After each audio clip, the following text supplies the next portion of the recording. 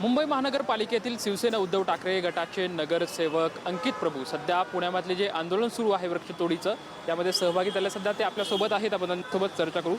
Sir, मुंबईवरून पुण्यामध्ये या वृक्षतोडीच्या आंदोलनामध्ये सहभागी झाला आहेत. काय नक्की खरं तर भूमिका यामध्ये तुमची आहे आणि तुम्ही सहभागी झालात?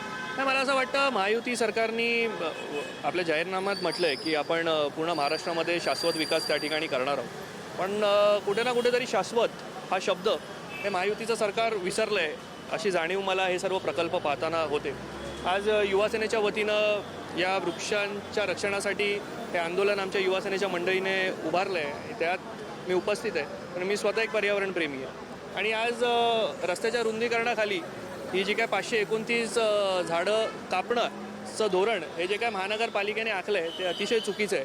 आज आपण पुण्याची जर उष्णता पाहिली तर पुण्याची उष्णता एप्रिलमध्ये एवढी आहे असं मला असं वाटतं कधी यापूर्वी झालं नव्हतं. आणि जर उष्णता तुम्हाला कमी करायची असेल तर जास्तीत जास्त आपल्याकडे पुण्यामध्ये जी असणारी झाडं आहेत ती तशी कायम ठेवणं आणि त्यामध्ये वाढ करणं.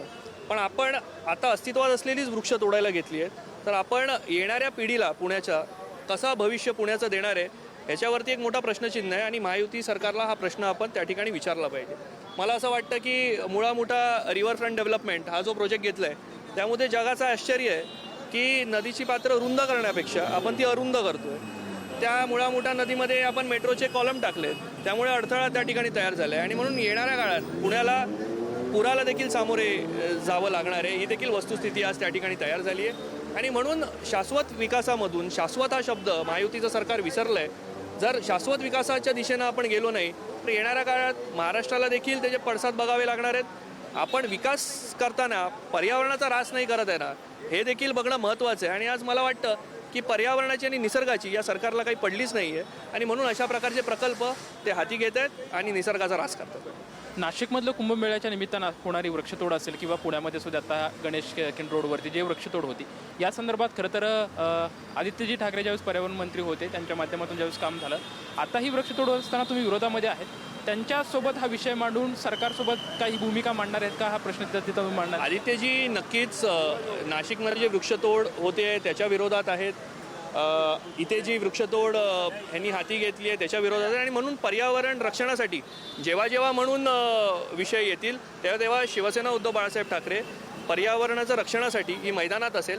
आणि मला असं वाटतं की मी जसं म्हणालो की महाराष्ट्रात सगळीकडेच यांना विकासाच्या नावाखाली पर्यावरणाचा ऱ्हास करायचा आहे आणि हे कुठे ना कुठेतरी थांबलं पाहिजे, कारण हे महाराष्ट्राच्या भविष्यासाठी योग्य नाही. आता आंदोलनात सहभागी झाल्यात, काही पर्यावरणप्रेमींनी तुम्हाला इथली व्यथासुद्धा सांगितली आहे. आता पुढची तुमची भूमिका काय असणार आहे, काय तुम्ही पावले उचलणार? मला असं वाटतं आमचे नेते आमदार आदित्यसाहेब ठाकरे यांनी या संदर्भात पर्यावरण मंत्री पंकजाताई मुंडे यांची भेट देखील घेतली आहे. आणि पर्यावरणावरती प्रेम करणारे आमची जे इथले मंडळी आहेत त्यांनी दिलेल्या सूचना देखील आपण पर्यावरण मंत्र्यांपर्यंत पोहोचवल्या आहेत. आता महायुती सरकार यावरती काय ॲक्शन घेते याची आम्ही सगळे वाट पाहतो. पर्यावरणाच्या संदर्भात आम्ही जागृत आहोत आणि झाडे तोडीला आम्ही प्रखर विरोध करत राहू अशी प्रतिक्रिया जी आहे ती अंकित प्रभू यांच्याकडून आपल्याला पाहायला मिळत आहे. कॅमेरामॅन सुशांतराव सोबत लक्ष्मण जाधव, ट्यून मराठी.